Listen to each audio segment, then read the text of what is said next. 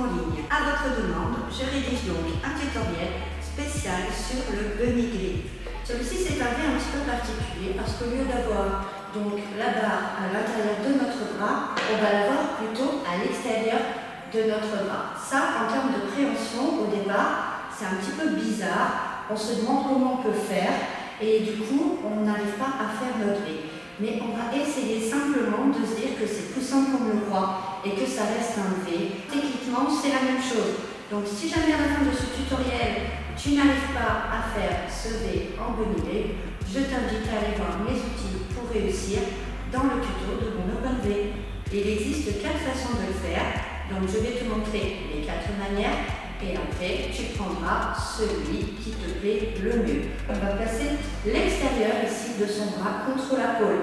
Alors, je ne te cache pas qu'au début, ça fait un petit peu mal parce que c'est un point de contact que tu n'as pas l'habitude puisque tu débutes avec le bunny grip.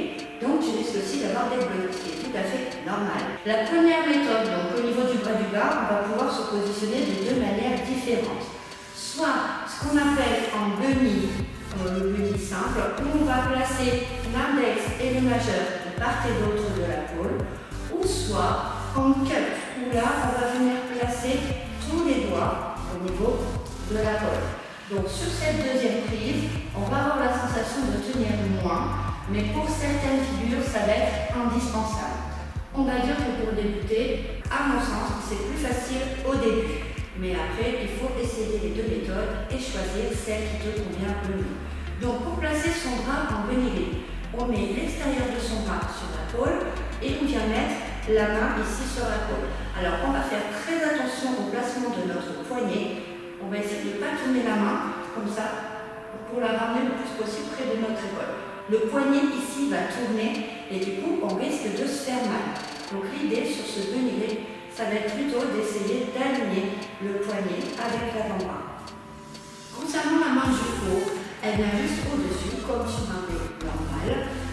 Et là, on va pouvoir engager notre premier V. Comme sur un V traditionnel, j'appelle bien les épaules, je montre mon V, j'inspire, et en soufflant, je monte les genoux contre les épaules, puis je vais le garder derrière moi, je détends les jambes. Pour revenir, je vais fléchir les jambes et tirer sur mes bras. Donc comme tu as pu le constater, ça met énormément de pression dans le bras. Mais ça c'est pas grave, avec le temps tu seras habitué et tu auras beaucoup moins mal. Prise numéro 2, cup, normal. On se met en cup et on se met en normal. Donc là sur le cup, tu vas avoir la sensation de n'avoir que 2 doigts approchés à la pôle. Et cette sensation, elle n'est pas totalement fausse. Regarde, si je me retourne et que je me mets dos à toi, tu pourras constater que mes 3 doigts ici ne sont pas du tout en contact avec la pôle. Ça fait un petit peu peur au début, mais je t'assure que ça tient. Donc là, je vais vraiment actionner ma main dans la pôle de manière à pouvoir faire un verrouillage entre mon bras et mon avant-bras. Je mets mon avant-bras pas trop haut parce que plus je le mets haut, plus il faudra tracter haut, plus ça va être difficile. Je mets à peu près au niveau de mon visage. L'autre main est en normal, grip. Allez, c'est parti, on baisse les épaules, on rentre le ventre, on inspire, on souffle, on s'inverse et on revient. On essaye de faire des jolies entrées et des jolies sorties. Troisième méthode, bunny to cup. Donc sur le cup, tous mes doigts sont du même côté de la barre. Donc je place mon poignet, je fais attention que mon poignet soit bien aligné avec mon bras. Je place mon index et mon majeur de part et d'autre de la pôle. Et l'autre main juste au-dessus, ici en cup. Je baisse bien les épaules, j'inspire et en soufflant, je m'inverse. Et je reviens.